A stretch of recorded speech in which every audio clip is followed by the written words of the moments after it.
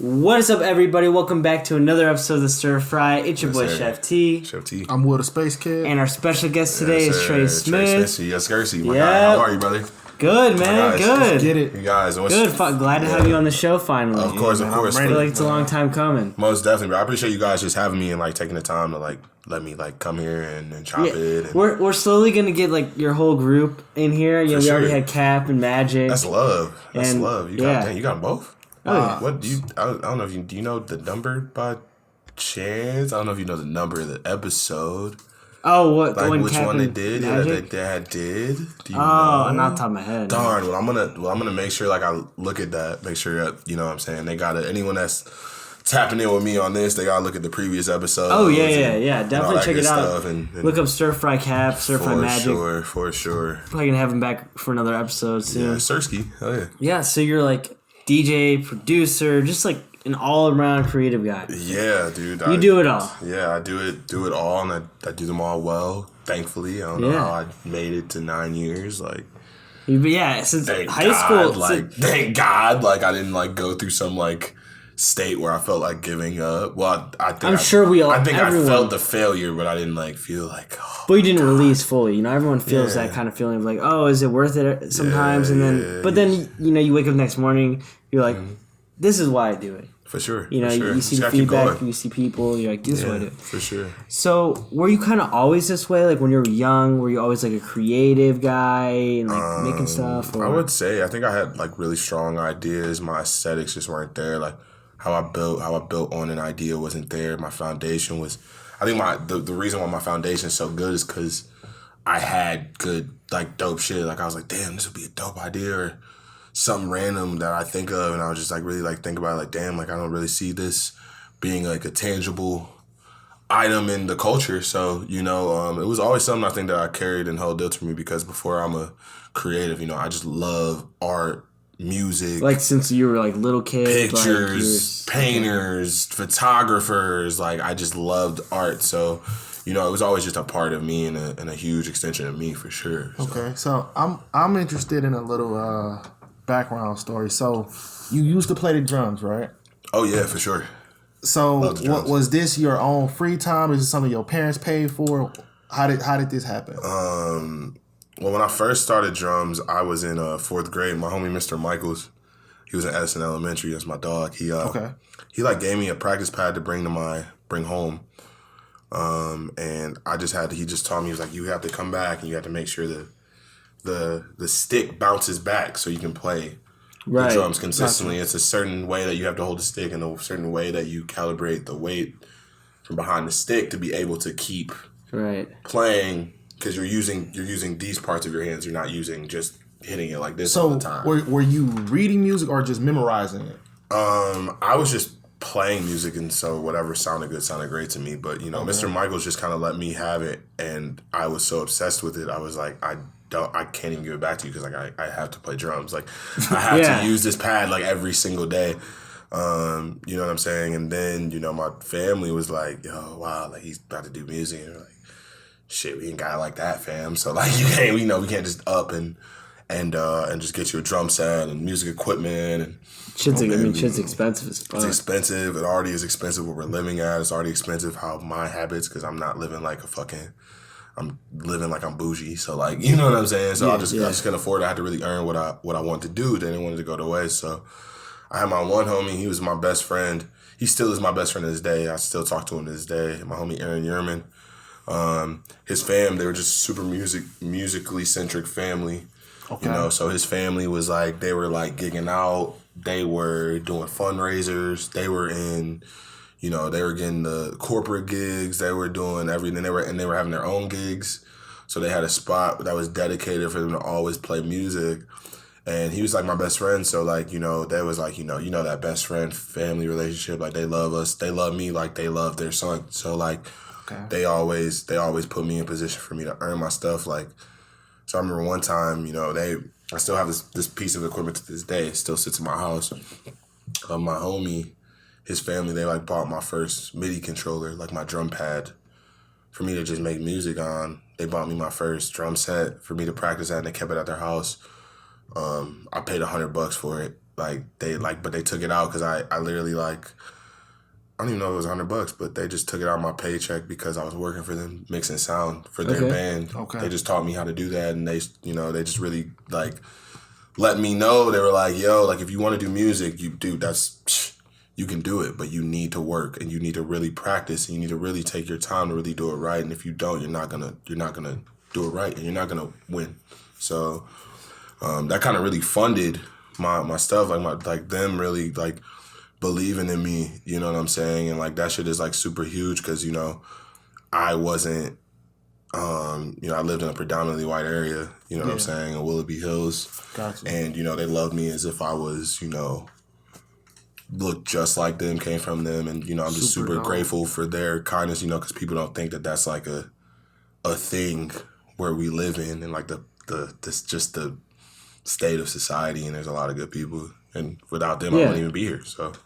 Yeah, so that was kind of so this family kind of showed you, you know, what you need to do if you want to be serious about this. Yeah, they kind of really just opened my mind, and they really just opened me to confidence and understanding, like, you know, like if you got to have a good foundation. Like, even before you're getting a Grammy or getting a plaque or getting 1 million views, you need to be spectacular. Yeah, and like you need to work every day. You need to work every day towards it, for sure, and just have that consistency, even if you're not like consistently putting out music. Right. You just need to be. It needs to be a part of you every day for it to reflect it being a part of the world. You know what I'm saying? So I'm just grateful for them for that, for sure. Yeah, I mean that's some great wisdom. You know, like a lot of people.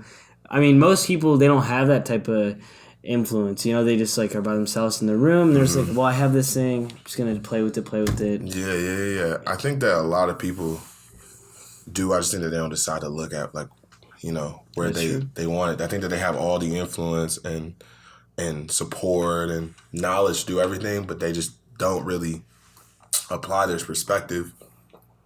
You know what I'm saying? Because, you know, I think about what it would have been like, you know, if I just acted like the cards were against me, you know what I'm saying? Like, oh, like I don't have time to be able to get a drum set. I can't play drums because I live in an apartment. My family aren't, facilitating my needs for that. I can't really do it. And how much different my life would be and how I would attack it and all that stuff. And I think about that, you know, because even when I didn't have a song, equipment, a house to go to, anything, I just was like, you know, it's just gonna work out. Something's gonna happen. I'm gonna be okay if I just put my all into, like, even though all these like terrible things are happening in my life and like all these super unexplainable signs of me feeling like I need this quitting is happening, I just need to really focus more on what's good going on versus what's bad going on. Yeah. And eventually everything, it just kind of flipped, just kind of contrasted, so that everything went good, you know? Yeah, I mean, I think that's a good outlook. Yeah. And more people should have that kind of look instead of saying, like, you know, you know, everyone's against me, I'm by myself. Yeah. But, like, there's also this balance between, you don't want to be, like, too free where you're like, oh, you know, I don't have to work hard, like, it'll just come to me. You know, it's like this balance of, like, belief, but like, for sure, the work's there. Most definitely. I was just on Colin Conversations, my dog, and we were talking about this, and no, I don't know if I said this in the interview, but I do want to say this. And, you know, I told him I think I want to say that I was talking about talent and how music is just naturally, abundantly, it's easy for me. It takes no time for me to really, just because that's like my God-given talent. I've been so blessed in that capacity that it comes natural to me. And because that comes natural to me, instead of me thinking of like, all right, like because it's easy for me, I don't have to work as hard as the next man, or like I actually think that I need to work twice as hard. You know what I'm saying? Because I can get double the results in less the time. So, you know what I'm saying? So it's just, it's amazing to be able to say that, but also, like, you know, it's a double-edged sword because I can't let it be a reason why I'm lazy because I'm talented. A lot of people do that. They just kind of do one thing that's kind of moderately sized and, like, you never hear from them again. And I'm like, you know, I just don't have any intentions of doing that. I just want to be, like, I just want to just make the best music, the most beautiful art, the most... So how do you kind of balance... most efficiently, like, you know, stuff like that. Yeah, how do you kind of balance, like, doing all different types of stuff? Like, you could just make music. You could sit at home and just make music. That's it. right? Yeah, I think. But how do you balance all this other stuff? Right, and then like having the feeling of the aesthetic and feeling like things are of quality, and then feeling like I'm not lacking in a certain area to where I'm starting to question if. Right, because you're not throwing like art together, like you're thinking. I'm very much. I think it's using the different mediums to kind of realize that there's a plethora of things that I could apply my process to. You know what I'm saying? Like, I was just with my one homie.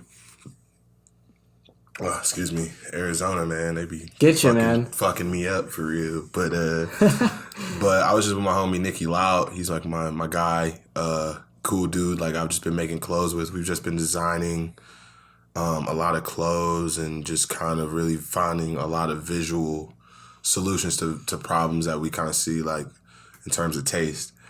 And the process of me doing that with him has kind of really made me understand that I'm really starting to understand that a lot of things that I'm doing, they're very innovative, so they can be applied on kind of any medium because of the process. The process is innovative. I can't say that, my albums at that time were like these innovative, game-changing things at that time, but time, like retrospect, has really brought into me realizing, like, anything I do is going to be something that I think is going to be culturally relevant, and is going to be something that is going to push, if it's not me, it's going to push the next thing that's going to be that thing. Let's backtrack a little bit. Yeah, of course. So you have these, work of these beat albums, and what's the process with that? Like, from, kind of like the beginning, like, is it like you have a theme and we're going to make these type of beats, or it's like you make the beats first and it just naturally happens? How does that happen? Yeah, it's kind of very wide. My processing, I really try not to really, I think that I have a process of creating, but in terms of my albums, I mean, they take years to design. My first album took 2 years to design. I mean, it's 1 year of just conceptually designing where it makes sense. I mean, I feel like a lot of people who are also talented, they don't really take the time to really design something. I mean, think about how many people that make music, right? And also think about how much access music we have, right? Those songs that, it's just, you're going to hear it once a year and it fades away and you never hear it. Now think about that access, and now think about how many versions of that song they made. Some people make songs in 15 minutes and they sound hard. I mean, I know I got my one homie, my boy, he's like a great artist in the city. He's my homie Freshie. He's a great artist. He's a great artist in the city. I don't know anyone that works harder than him. I don't know anyone that, like, in that capacity of just like, I want to make songs, right? Yeah, Freshie's he's great. And like, he's quick. He makes a record fast because he knows his energy. He doesn't waste it, like, nitpicking it a lot. Because he'll just be like, oh, that's the energy. That's it. Boom. Yeah. Done. You know what I'm saying? And I love that because he also still, even though he's doing a lot of music, takes a lot of his time, how he has it and has a plan for it. So I fuck with him, And there's, I think, another bunch of artists in the city that are taking their time. They're really like, yo, I really want to dedicate time to find what is the best drum rack. What is the best snare sound? What is the best voice? What is the best cadence? What is the best pattern? And do that. They'll spend time on pianos for 4 months, 5 months, because they have the time, they have the equipment, they have all that kind of stuff. So, I try to really process a lot of what I'm doing, but, no matter how long it takes, if it comes natural to me in a day, if it takes a month, it's just wherever that intention of that design comes.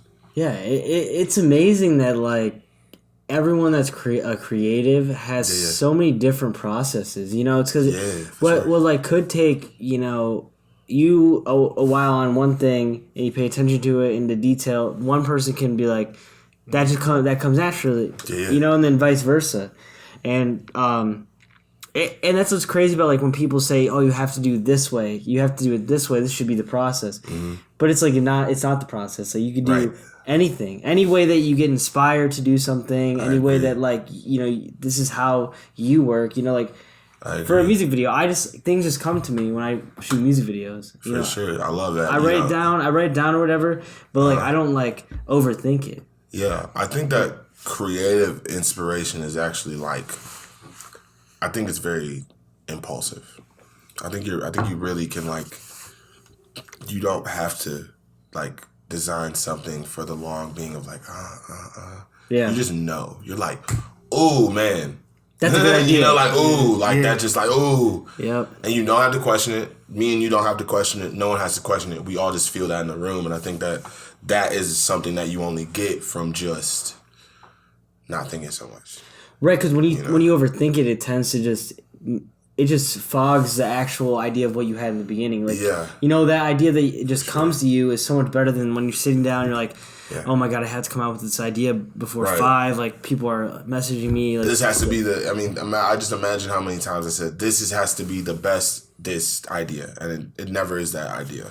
Right, because you're forcing it, You're like, just kind of looking for something that isn't in the wrong place, And, So I think typically, if whether you make, rap music, R&B, or just make beats, people usually tend to have like a favorite. So I'm pretty sure you've heard over and over, like you play beats for different people, or even a song that's been recorded, like you made that, and that's like the reaction constantly. So which beat do you feel like is that beat that everybody is just so amazed that you made? And kind of like, what's the story behind that beat?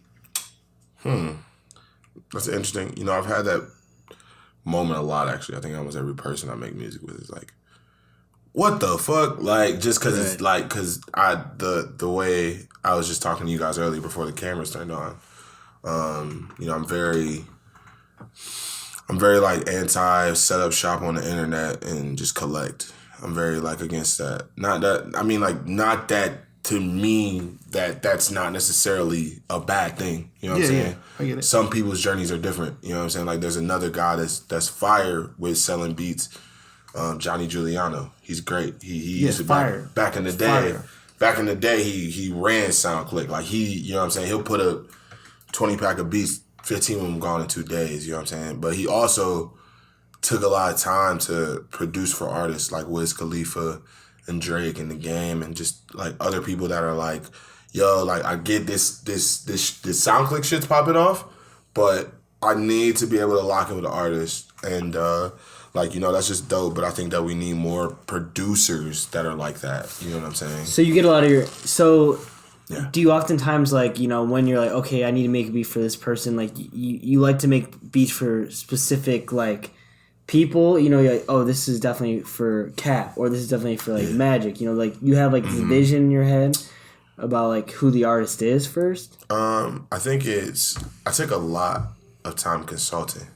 Okay. I take a lot of time to really ask the artist, like, what is the energy today? What have you been feeling? Like, what's your life been like these 2 days? Sometimes someone will be like, I'm honestly feeling like a piece of shit, and I just need to like make something dirty and grungy, and some people be like, yo, I'm going through like the greatest metamorphosis like ever in my life. I need to make like the most cleanest Taylor Swift pop song. You know what I'm saying? Yeah. So a lot of it, I think, is just like figuring out like just catering to what the artist needs. You know what I'm saying? Like, that's what it's about. I think I spent a lot of time trying to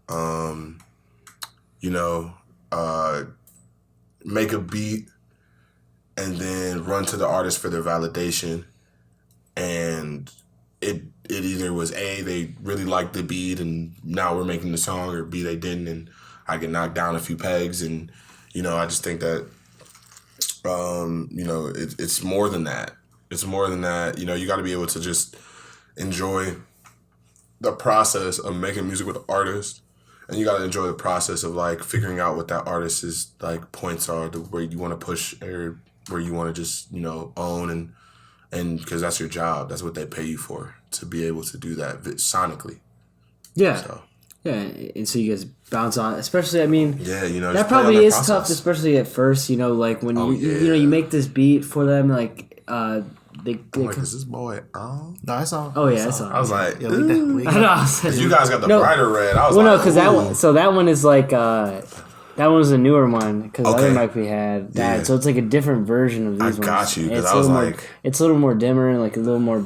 I guess you. Yeah, it's different, but so I was gonna say, so you make beats, you engineer, yes sir. You do graphics, you do all of this. I do DJing. But when it comes to DJing, people book DJs for a reason. So why do people book you?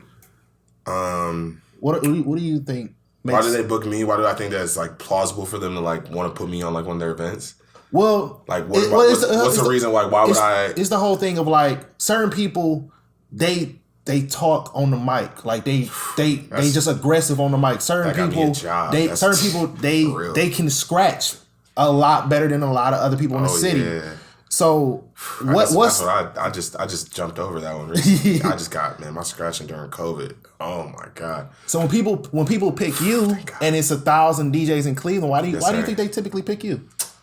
I think that they pick me because I'm like one of the only people, right? You can go to a DJ set and you can hear 4-2 Doug and Oasis, or you can hear Drake and Fall Out Boy. Oh, your blend game. Or you can hear Rihanna and Fat Al. It's just something that you can't really... I think that a lot of DJs, and I don't know why, but they confine themselves to this box of like, I'm going to do this because I know this is my bread and butter and I don't want to do really anything else, right? Right. You're like, I'm gonna go to this DJ because he plays top 40 music and I have a top 40 club, so he's just gonna be my resident DJ. And I think that the music and the DJing experience is worth way more than that. Imagine you're being at a party, you're somewhere, you hear the most culturally distant songs. I'm talking about you're hearing Wonderwall by Oasis. I don't know if people know that song. It's a classic song. It's a classic song. And you hear Finito by Chief Keef, and they both sound so great together. You're literally having a fucking panic attack. You're like, oh my God. Like, I think that feeling is valuable and it's super special. And like, that's huge a part of me because my audience is, it's not just suburban kids from the east side. It's not just, my homies in downtown Cleveland, my inner city peoples. It's all of those together, and because it's me, they're both opening their minds to that culture, and like that's what we need more of the city. And you're not gonna find that anywhere else, really. I've looked, I've been a part of it. I've seen, I've observed. I've taken a lot of time to really think. Like, I love what everyone's doing. But what is the next thing? And that's the next thing. You feel me? That's the next thing we need. We need people that's listening to Taylor Swift and Erykah Badu. We need people that are listening to the Foo Fighters and Wu-Tang.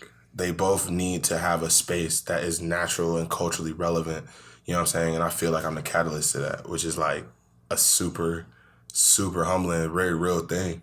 Right. Well, I think that's a core idea of what I think a DJ should be, right? For sure.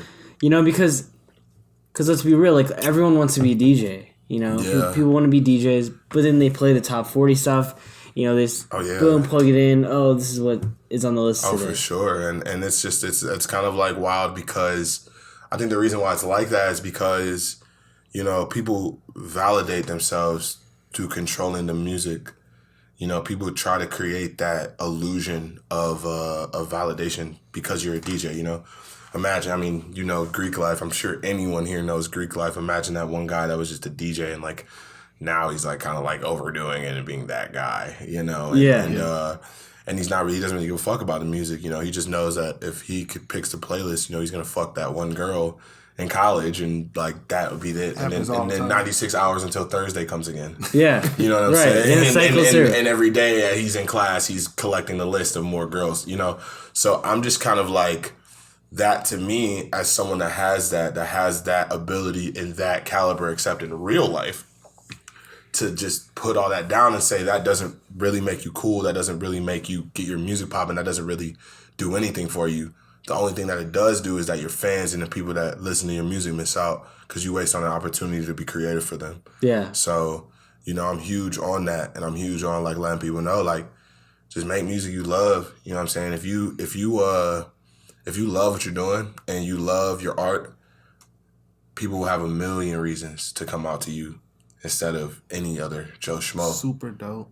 I definitely do think, like, you know, as far as blending, you know, I go to a lot of stuff. Blending's important. I love it. I mean, that set me apart too. Blending is definitely, like, I say, like, debatable. Of course, you're going to have to do it in different ways. The way you do it is more like, you know, versatile. Some people, they just combine, like, R&B and rap. But they have banging events. And it's right, dope. for sure. And they don't even need... Honestly, I feel like a lot of DJs just have that brand power. So, like, they don't even really need to be these super crazy Jedis anymore. But I do think that we should... I think that there's also, though, a lot of kids that are missing out on opportunities because they are the Jedis and they don't have the brand power yet. And I think that that's where everyone has to come together. You know what I'm saying? But I guess what I'm wondering, and I know like a lot of your audience probably is wondering, what would you recommend for somebody to do to get better at blending, the up and coming DJ? Do what I did. Every single day, Monday through Friday, 1 hour on your decks. 1 hour. You'll be surprised how short 1 hour is, especially when you're a DJ. I know I have done a pretty good set. On average, I probably do about an hour set, about 35 songs. You know, 15, about 30 songs. That's realistic. That's short to me. That to me is like, I missed that song. You know, 4 hours isn't enough for me sometimes. I'll be doing a fucking frat gig somewhere in college at Ken or OU or or somewhere, even some shit in the city, and be like, fuck, I did 2 hours. I'm posting the track list and be like, fuck, I forgot that song. How could I have forgotten it? You know? Yeah. So you just gotta put the time in. I put a lot of time into like just finding little things. COVID has actually really changed my whole fucking life because I've taken a lot of time to really hone in on my craft, like just mixing songs or DJing a set, even if it is just me like by myself and just recording them. I'm 10 DJ sets ahead because I've just recorded ever since March. I've just been recording DJ sets over and over and over and over and over. I could drop a 12-week DJ mix for all I care, you know? But it's about just putting the time in and just really understanding, like, I'm learning things now. I've been DJing for 9 years and there's still things I'm like, damn, wow, how did I make this so hard for myself? Right. So practice, put the work in, and love it. And continually learning. And continually be open to learning. You know, just don't think that because, you know, because you've been doing it for 9 years. I've been 9 years doesn't mean I can't learn something. It doesn't mean like I know everything. Just even though I know a lot, you know, I'm just less likely to get it wrong. Yeah. You know, but I still do all the time. Yeah. Which is fun. I think like that's in that aspect, like. Not afraid to fail, you know. Yeah, if you know, that's where the line is drawn between you know, cocky and confident. Yeah. Because confident people can know that there's room for improvement. Yeah. You know, you could be confident at what you do. For sure. But, you know, there's still there's still a room for error and there's still room for improvement. Yeah, and I think more people like me as being the 9-year-old veteran that doesn't really miss as much anymore. I think that more people in the first year need to like hear that. They need to hear someone that's like, yo, bruh, fail. You're gonna fail because, you know, I got my one homie, my boy Kareem Hunt. Like, you know, like he is literally the king of focus. He loves the idea of like, all right, like as long as I keep trying, they'll never be able to take away my passion from what I'm doing. Right. Ever. You know what I'm saying? And that's how I always hit music. I was like, you know what? I may not have that million plays, but like whatever it takes. And you may not see me, you know, I might not be. I had moments where people I worked with and people I work with now, I was standing outside the shows like, yo, like you may not fuck with me now and you may not see like this crowd around me right now, but I'm going to be someone that you're going to work with and I'm going to be someone that you know that you can't deny me. And every single person I've said that to, I've worked with. You know what I'm saying? Because you just have to just trust yourself and you have to trust that like the universe has something good for you, even if you don't see it. You just have to trust that feeling more than you trust your doubt. Yeah. You know what I'm saying? Wow. Yeah, that's... I need that clip for the Instagram. Right, yeah. That's going to be the snippet. He was over here like, damn, man, everything going to be all right. Like, absolutely. Nah. Hey, you know one thing I've like wondered? What? A lot of DJs either have a preference of being the opening DJ or the closing DJ, but also a lot of DJs hate being the opening DJ. But let's say like it's a banging party from top to bottom. Like I'm talking about, like it's people outside the line. It's the middle of the summer. Like it's slamming. It's the middle of the summer. It's going. Going crazy. Pre-COVID, 10 p.m. 10 p.m. It's already 200 people in there. Miss those days. What's your preference? Slapping. What's my preference? So you got the 10 to 12, and then you got the 12 to 2. What's your preference in Cleveland? Mine is they're both great. Mine now is the opener because it's harder. That's the hardest job that you have as a DJ is to be an opener. That's why a lot of people are so like more. That's why people don't like it. But that's why people don't like it because that's the real challenge. You're setting the tone. So how are you going to be the one that's going to carry us and paradigm us into the big act? But you're not the big act. So that poses as a challenge for you. And when things pose as a challenge, you have to work harder. Okay. And that's why people don't like it. I don't, though, because I love the idea of me opening, because then I'm like, oh, fuck, I don't have to play the raw ass. I don't have to play the Travis Scott joints. Oh, my gosh. Like, my mind's going. Now I'm like, I'm already, like, every time I do a DJ set, there's only one song I normally pick, and that's just the first song I'm doing. That's gonna be okay. Like I'm like, okay, what am I getting from the jump? That's all I need to know where I'm gonna steer the shit. Okay. And when you're opening, it's just hard, bro.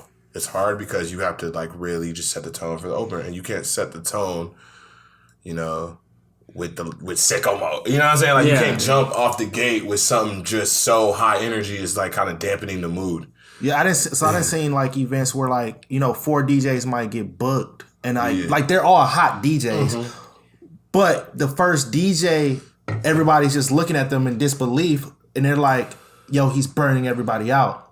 Like, for real, exactly, 100%. I love that. I always kind of looked at it like y'all are DJs. Y'all all told me y'all have 10,000 songs apiece on your album. So like, what's going on? Yeah. So like, even with that, like, if you're a DJ, I love that. You say that because that's huge, because me when I'm a DJ, it's like it's not very often that I'm like, damn, he picked that song, fuck yeah, I'm not like, oh man, he picked that shit, what am I about to do now? Right. I'm just like, oh, he picked that, thank God he put that out the way, so now I can fucking play this. But some people though, that's like they're like, I have it in my fucking playlist. What the fuck? For sure, because like I'll never forget, it was a great story. I have a lot of great opener stories. I think the best opener DJ I ever saw was I did a show with Asher Roth in Columbus. Okay. It's my boy Asher. He's a good dude. He's an all-around good dude. Loves rap. Loves the culture of rap. Respects the culture of rap heavy. But I was doing an opener show with them in Columbus with my boy Tyler Blonde. He manages Kyle Scrooby. And my dude Joey H. Without him, I wouldn't have gotten the gig because we were gigging together. I was just tour DJ at the time. And we go to this show. I think it was sold out. I don't know. But these opener DJs, I'm like listening to them and they're playing like Mac Miller album cuts. They're playing shit I'm hearing in YouTube montage. They're playing shit. I'm like, what? This is hard. Like, who is setting the tone like this? Yeah, vibe. This is a vibe. You know what I'm saying? I'm like, yo, to the point where like even me at that time, I wasn't a good opener DJ. I probably didn't get good at being an opener DJ until about 4 years ago. Yeah, the show was in 2015, I want to say. So yeah, 2016, like a year after that, that's when I really just started getting good at it. But it was just made me think like, dang, like I don't have to come out to win over the crowd. I don't have to play the most popular songs. I just actually really need to play something that they connect with to where they're like, dang, what's next? Like, man, like that was crazy. Like, that was just interesting. That was just fun for me to listen to, DJ sets, I think, need to be fun to listen to before anything. Like, you know what I'm saying? But everyone, though, feels this conception of I'm not gonna say everyone. I think me marginalizing and saying everyone is kind of inaccurate, but just the majority of people that aren't aware, you know, they feel that, you know, I just have to play a playlist. I'm good to go. I'm done. You know, I do shit, and I'll get all the girls, and I'll get all the clout, and I'll get all that shit. When really, you know, all the DJs have a very, very hard job is predicting your mood before you even know what happens. And that is a very... And environment. And your environment. And honestly, sometimes they'll steer the environment to create a mood for you. Yeah. You know, one of the best DJs in the world that was on the planet, if he was still here walking, is DJ AM. Adam Goldstein. He was the DJ in Iron Man 2 when you watched Iron Man. Okay. And they had the fight, and he's like, Weinstein, or, you know, whatever, or Goldstein. He said, Goldstein, play me something to beat my friend's ass. Dude starts laughing. That's DJ AM. He's the best DJ of all time, and I take after a lot of shit that he thinks about. And there was a portion in his documentary where they talked about, damn, AM, he was a puppet master. He could play, you know, 4 songs, and the next thing we know, it's a riot. But he could just play, you know, he could play anything, and I'd really just keep that energy because, you know, I feel like with my tunes and with my ability, I could just pull anything to any energy, you know what I'm saying? Yeah. And that comes with great responsibility, for sure. Because when I was kids, you know, we were playing shit, and then, you know, 4 songs in, I'm like, yo, watch this. And 4 songs in, people are fighting because we're controlling the vibe. And obviously that was very counterproductive. But, you know, it's just about setting the vibe, man. And opening a DJ, I think I would recommend all DJs starting out, just open all the time. You know, you need to be just like open all the time, and just and don't even worry about the headliner gig and all that shit. It might not even actually be as good as you think it is. Yeah, you know, I think that's how a lot of good DJs in the city got great, like DJ Corey Grand. DJ Esso. Corey Grant Beast. Corey Grant's my boy. He a GOAT. He's a Beast. Good dude. He showed me openness, and why openness is important in Cleveland, why you have to just, like, if somebody dope, support them. Like, don't wait until they can benefit you. Don't wait until, you know, it's convenient for you. Just support them because you think that they dope. You know, they opened every time there was someone big at the grog shop. Every time because they were there. It wasn't necessarily like a huge, like, while I don't know, you know, it wasn't like a huge payment type thing. It was just like, I want to be a part of the culture. I want to get good, and I want to have the opportunity. You know what I'm saying? And they literally changed the culture of Cleveland doing that, you know? Back in the day, B-Side, that was a huge part of Cleveland Heights culture. You know, they were playing records that people are stars now. You know what I'm saying? They were playing their stuff, bringing it to Cleveland. We're on it on an early pace back from Atlanta, and they're just, you know, feeding us something new. And have you ever allegedly caused a fight? Yeah, I did. I don't know if it's because of my music. I mean, that's why I said. But I'm not gonna say I did. Allegedly. So allegedly, I don't know if it's because of my music. You're playing music. I don't do you none cut of that. this song on. And the club owner wants to blame you. Oh, no, we don't be doing that in the clubs. We can't do that shit in the clubs and the bars and anywhere that's like. Okay, so this is more like warehouse type. Man, vibes? At my shit, I'm on bullshit on mine, but you know, but like it just depends. I'm huge on safety. Okay. I did a festival in 2015 called Bixby Fest. It was a Become Inspiration and Believe Festival. And we were. Did you create that? I am. I'm the creator of that. Okay, I just wanted to make sure that I made that. I designed that. I designed the campaigns for that. I designed the branding for that. I'm the reason that exists. No COVID, just gas. For clarification. For real. He created that. Stay the fuck inside. You heard it. This man created that. Yeah, I created Bixby Fest. You know, I was a music journalist at the time. I had a ginormous promotional platform called WeStayChill.com. You're a writer, you might know. I know We Stay Chill. We Stay Chill. I helped develop We Stay Chill's second wave. Because I was a music journalist. That's what got my connects up. You know, we were huge on like safety because at this time, I was like my second year of college. Mm-hmm. I started going to Kent State my sophomore year of high school. So like by the time I was like college, like I'm like, you know, 4 years in, I'm like, all right, shit kind of starting to get grimy. You know, girls aren't pulling up because they're not going to feel safe with all these weirdos. You know, like, you know, homies aren't pulling up because somebody got beef with somebody. Like, you know, we're just like kind of, I'm just kind of been, I felt like mentally exhausted from that. And I was like, you know what? If I were to host an event that I DJ'd at, who would come? And I just said that on Twitter. And like 100 people liked it. And I was like, all right, I'm going to develop a festival. And my homie, he had this beautiful one-of-a-kind land. My man, Mike Rako. He's my boy. I love him to death. Without him, again, I said before, I wouldn't be here. And he took a real risk on me. And he was like, you know what?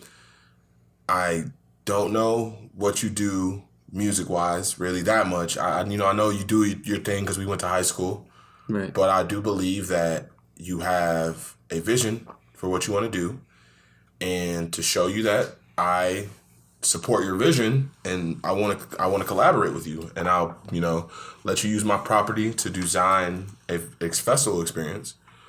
And we did. I mean, it was huge. I mean, in the first month of us, not even the first month, I don't even think, of us promoting it, we got this amount of attention just on my Twitter alone, the size of Willoughby, 22,000 people just on that one thing, just focusing on that, and just, and instead of us focusing on, how can we make the most people here, we focused on how can we keep people the safest, how can we make it so people that are not investing time into this festival, how can they make it so they can't come? How can we make it so many people don't get the address to the point where we can't contain how many people come? Right. And it was great. It was a legendary moment. It was just great. It was like that aha moment where we're like, damn, like we really can do something that is us, and we don't have to rely on these other gigantic brands that aren't even really giving us the platform we need to even do what we want. We can just do what we want and not need to do be it a part yourself. of them. Yeah. DIY as fuck. So like, that's just an amazing thing, because there's people that still to this day try to copy that idea. They try to make a festival. I remember we did a festival, and I'm going to leave the people's unnamed. They're actually my boys. But, we made a festival, and then, like, they made a private event, like, right after that time. And I wasn't, they were like, yo, our management team, people were like, yo, they did this. They're sending us what the fuck? Like, I'm like, guys, don't even, like, get discouraged like that. Don't even give them your energy like that. If anything, we should use this as motivation. Let's fucking work with them and make our own shit and do it dope. And because now we got some money going. Right. You know what I'm saying? Because people just want something new. They just want something that they can identify with. They just want something that's like a part of them. You feel me? And sometimes my ideas are innovative, and that's the point of them. It's for them to have something they own. Maybe someone else, maybe I might, see that next kid on my Instagram that's making beats, and they hear something, they're like, dude, this is dope, but if this was like this, it would make this, and unlike this. And that's like what I focus on a lot. It's just like, if I'm not the innovative one, I'm going to be able to shed light on the innovative one. And that's like what people got to definitely focus on. Absolutely. So what does it mean to you to be like a creative? Like, what does it mean to be the creative? I think to be creative is just to be human. Yeah. Just be human. That's it. We're all creative. I mean, Okay. The McDonald's dude making burgers is creative. The person that's designing the physical layout of these mics are creative. The person that's, taking this carpet and stapling it together, they're all they're incredibly creative. We just, again, overlook where we find creativity. You know what I'm saying? I find creativity in every single thing, not just those super wild things that interest me. I look at creativity like, how did they design a camera? How did they design the foundation of lenses? How did they make lens sensors? How did they make DSLR cameras? Why did they use the mirrors in those? Where the full range spectrum of the color? It's just you got to train your brain to find that everything in your life's creative, and then you won't be figuring out what it means to be creative. You just be creative all the time and enjoy it, And, yeah. And I try to tell all my other homies and all my people that don't live a creative lifestyle, like I got a lot of homies that are finance guys, a lot of guys that do, they're doing finance professionally. I got guys that are businessmen. They're doing business administration to the highest level, and they feel like they're not creative, but they're doing creative shit. They're just, you just have to find where your creativity sits. There's a creative sense in organizing Excel spreadsheets, even if it's just black and white. You know? Yeah, I couldn't agree more in the sense of like everybody hierarchy. That's kind of graphic design kind of.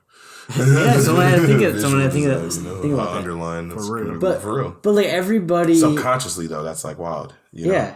No, it really is, because everybody is creative, you know, and I hate that. I hate like hearing the like, oh man, like I'm not creative. Like everyone's good in their own way at doing what they do. Yeah. And like I think people need to stop overthinking that. You know, it's like just I agree. You just acknowledge that, you know, what you do and enjoy the process of what you do. Yeah. But like, you know, say you're a financer and you're like, oh, I really wish I was painting. What's stopping you from doing that? Just go do it, you know? Of course. It's like it never has to be one thing. You can just continuously do different things. For sure. That's why I think hobbies are so important. I mean, yeah, that's like, super critical. I mean, I wouldn't be able to do my job without hobbies. Right. I mean, like... to where I could just, you know, have balance. It seems like everything that you do, you know, there's a new hobby that you're probably exploring and figuring out. Like, at one point, music was your main focus, and then you're like, oh, which still is, but like, graphic design is there. I imagine you tried graphic design. You're like, damn, I'm good at that. Yeah. And then you're like, okay, well, maybe I'll like, you know, produce. And then you're like, I'm good at that. And then it's like, you don't know what you're good at. Yeah, and before I know it, I have 10 revenue streams. Yeah, then you have 10 revenue streams. Then you're versatile, though. In situations where someone comes up to you and is like, hey, you know, I need someone to do this. Well, shit, I could do that. Yeah, and I just try to really just treat everything like a passion project. Yeah. You know what I'm saying? Just treat everything like a passion. Put the same level of attention that you would as if it was just like you just had all the time in the world to do it. You know, you got to have that kind of space and, you know, but it also comes with balance. You know, I had to take a lot of time. You know, there was a lot of moments in time where music was only my life. And honestly, like I had just a really like wild health situation that made me realize like I'm not gonna be able to sustain myself working harder, not smarter. You know, I got to be able to like really know where my time goes and take care of myself and do all that kind of shit. Like I think that's one thing that's gonna put me where I see myself is me taking care of myself and me like loving myself and me like not hurting myself because of like something I love, which is music. And I did for a very long time.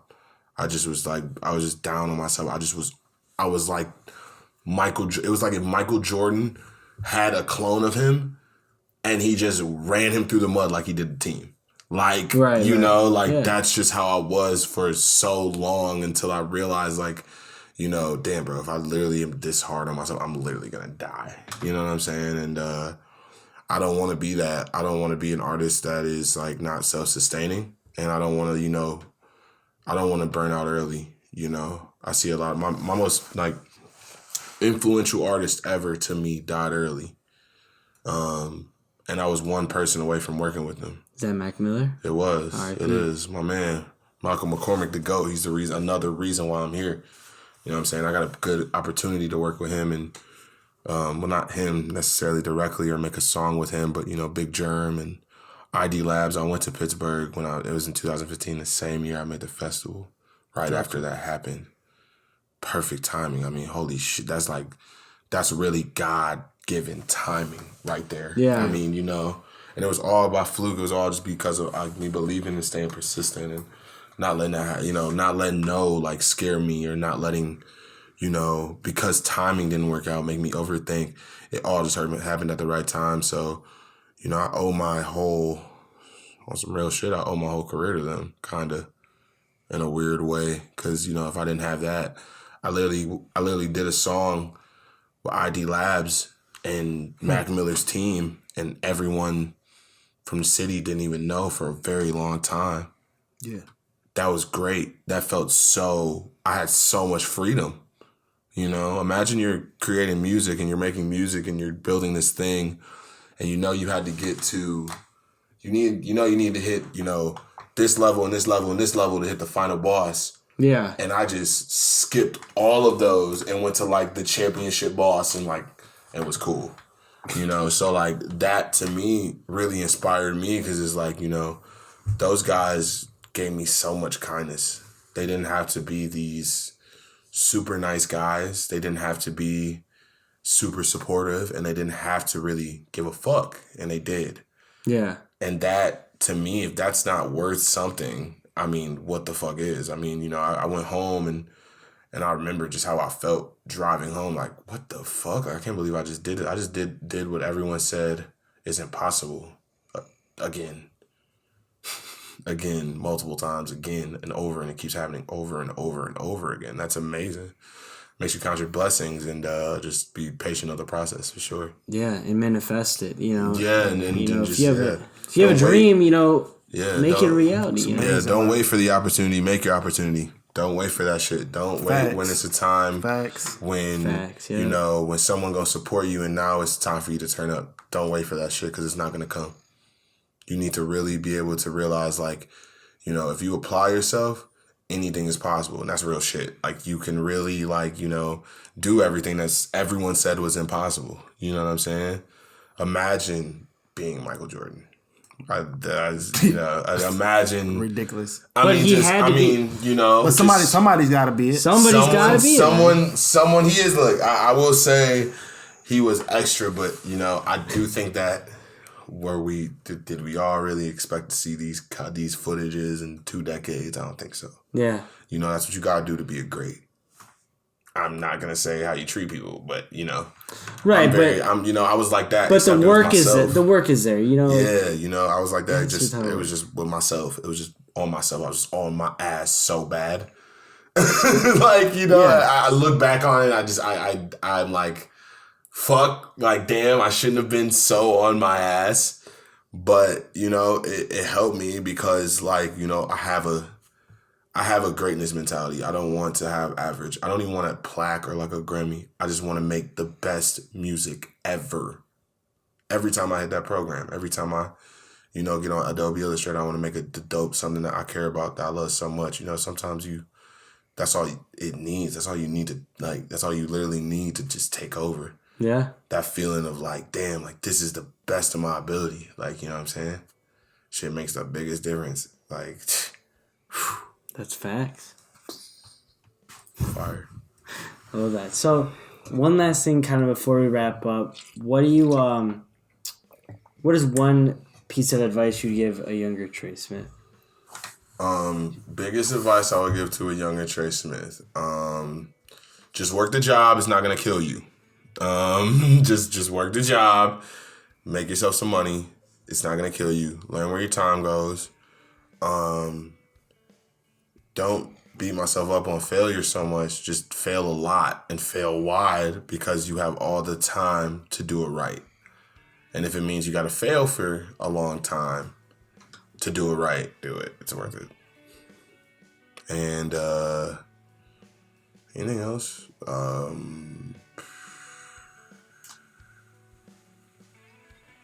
No, it's good. No? Yeah. I mean, everyone should fail. If you don't experience failure, you're not doing something right. You're staying in the safety net, you know? You gotta get out of the safety net. Yeah, you gotta. And you'll know what you'll feel the safety net. No one else will be able to tell you what the safety net is. You'll just feel it, and you just kind of have to just let go of that bitch, so. Yeah. You gotta fall without a safety net sometimes. Yeah, Stirfry. Yep.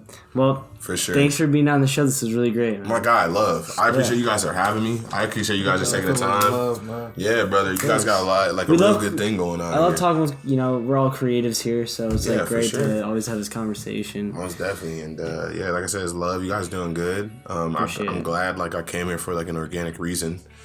I've been seeing you guys' clips or just people that I know mutually or just in general, and like that to me I think is a good sign that you guys are on the right track. So appreciate it. Yeah, we're trying to stay consistent. That's all you can do, right? That's all you can do. For sure. All right. Well, thank you all for listening and watching. It's your boy Chef T. And I'm with a Spacekid. And do. Wait a second. Where can they find you at? Before we cut this off. Damn, I tried to do it so long. It's Nardwar does it do. But okay, TreSmith.com. TreSmith.com. That's it. Perfect. Boom. Find him there. Facebook, Twitter, Instagram, Apple Music, Spotify, email, collaboration with Kareem Hunt. All that. All on there. Boom. All on there. Boom. You're good to go. Right. Love. Yeah. Well, again, thank you all for listening and watching. It's your boy Chef T. I'm with a Spacekid. And Tre Smithers. Yes, sir. Keep it real, y'all. See you next week. Thank you all for listening and joining us on another episode of the Stirfry. All the music was created by Steve Ozell, so check him on all streaming services at StevoMusic, spelled ST3V30 Music. Also, if you enjoyed this podcast, please subscribe and leave a review. We'd greatly appreciate it. And see you next week when we talk with A.U. Holmes, aka Blessings. He's a producer and engineer. We talk about his love for music and why everyone should try to be different at their craft. It's a good one, so you won't want to miss it, y'all. So see you next week.